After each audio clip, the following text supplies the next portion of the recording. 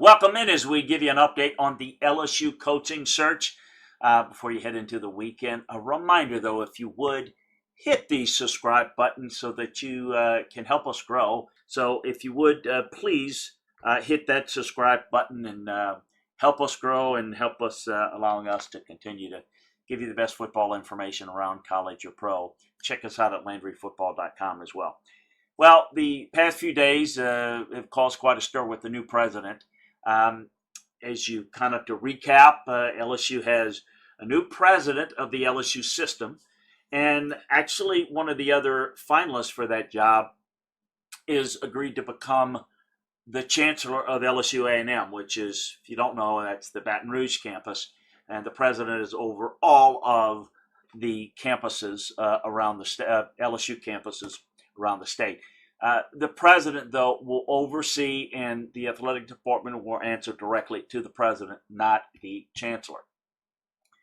The president, making a statement after naming Verge Osbury, was named interim athletic director, said we've taken off the interim tag and will evaluate things in the future. Well, that caused a lot of stir and it caused a lot of turmoil because as the coaching search, the reason why they wanted to put an athletic director in place, an interim one at least, was to get an early start on the coaching search, making calls. I can tell you from being involved in it, the agents all want to know, who's my client going to be working for. So the interim director was, the route that this board wanted to take, but they quickly understood that if you're going to have someone, quote unquote, as an interim director, making this search, organizing this search, that is not going to be a comfort level for coaches to want to think, okay, is this who I'm going to be working with? And maybe the one that hires me, but is this going to be the person I'm going to be working with in the future? It wasn't working well. So to settle things down a bit, they named Verge as the permanent athletic director.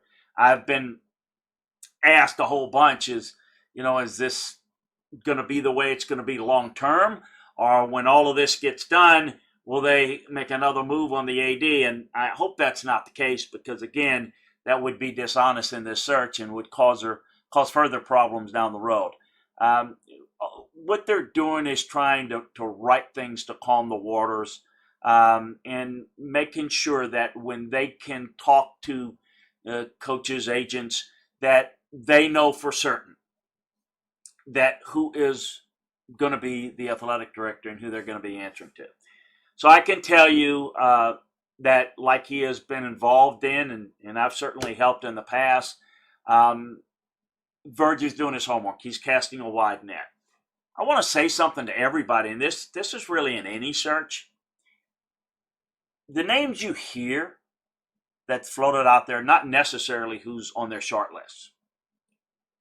I can't tell you, years and years of doing this, how important it is to talk to as many people as possible.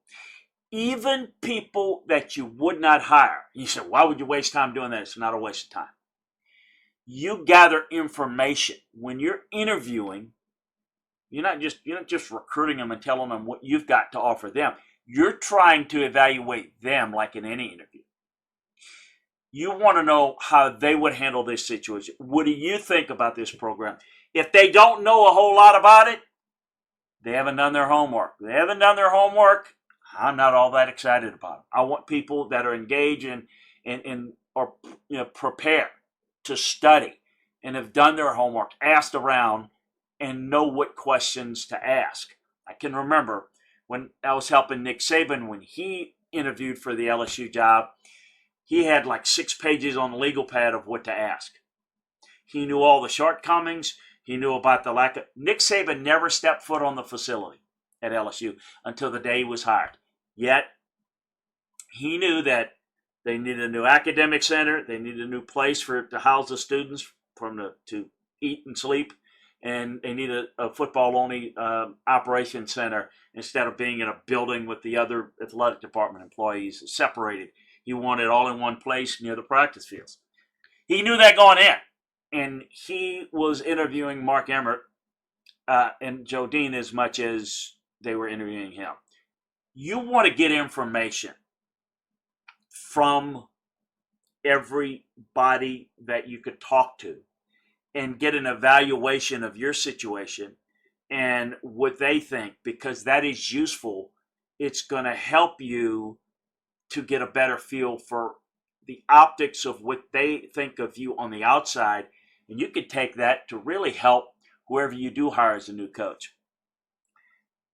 Again, they're people that will be talked to that will not necessarily be candidates, but they may be information gathering sessions that you can learn about somebody who is a candidate that somebody knows. So keep that in mind. You will also hear names be floated out there to the media for a purpose, to get a reaction. If there's, I mean, you've seen this before, right? Tennessee.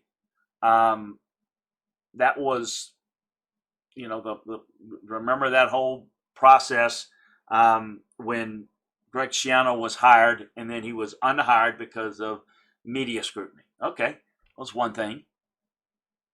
Mark Stoops was ready to take the A&M job, offered the A&M job by Texas A&M's athletic director at that time, Ross Bjork. An upheaval by the boosters. Pull the offer. It went. They do this in politics a lot. They float ideas out to see which way the public will lean on it. Sometimes it affects, whether they would want to go down that road. Because if they have a group of guys in tiers and they're trying to determine, well, one may be a little more popular, that does matter. I don't think it should matter as much as some people, but they do look at that. So remember that we'll float things out there. They'll also float things out there to kind of throw people off the scent a little bit. So how this process will work. And look, the names you hear and read about are just some of the names that they're doing their homework on. Hey, give the top 3 list. They don't have a top 3 right now, I can tell you. They're not ranking them now. They're evaluating, gathering, and working through the process. They will quickly be able to kind of put them into different buckets of categories. When it's fairly soon, Verge will bring the information, along with some folks that are helping him, to the board. And the new president is also going to be on the board, the committee, and the committee will then obviously make his presentation to the board. And I do think the governor is going to have some say in the contract and how it's structured, in that the board will ultimately have the say on behalf of the governor how they want this contract structured. How the contract's structured, quite frankly, is going to depend upon who they go after. You're not going to give the same contract to some versus another depending upon their experience level and what the competition level is, supply and demand. What are the options that the guy has? It's going to have an effect on who you get, how much you pay, and how the contract is structured. I don't get the sense that the governor has as much interest in picking the coach as most people think, but he's never short of an opinion. I'm sure he'll let the people on the board know. Again, for people who don't know how the board of supervisors is picked, the governor picks it. And it's usually people that have contributed a lot of money to his campaign. And that's kind of how it's done. It's a money deal. It's a very, very political. I will tell you that while there's impressive people on the board, there's really only one guy on the board that is got what I would consider good football background, but he doesn't work in football. He's a very successful businessman who played football at LSU, Ben Bordelon. He's on the committee. Verge is going to have to do the legwork because he's the one that has contacts, and he has contacts to people that have contacts, so that we can, people he doesn't know, whether it's me or other people, can help him get in touch with the right people to find out whatever he needs to find out. And then, because it's these businessmen may know the names of some coaches just like any fan would, but they're not going to know where to take this. So this is going to go in the way of organizing it, bring it to the committee brings it to the board, and through that process, you get eliminated by people that maybe are not that interested, and you eliminate people that you don't think is as good of a fit. So the people that want to speculate, that's what the fun of it is, I guess, for folks, but they are not at a point where they have a 1, 2, 3 list. They're at a point where they know a lot about quite a few folks, and I think they'll begin to narrow it down. We'll keep you up to date. Again, I could throw out the names. You already have read quite a bit of the names. Some of them are people that would absolutely anybody would have interest in, at least in exploring. But I wouldn't overreact in a positive or a negative way about what you hear, what you read, because there's a lot more work before it gets to that point. We'll keep you up to date on it, though. Make sure that you keep it here and hit that subscribe button, and we'll keep you up to date on everything, all things football right here. Appreciate you joining us.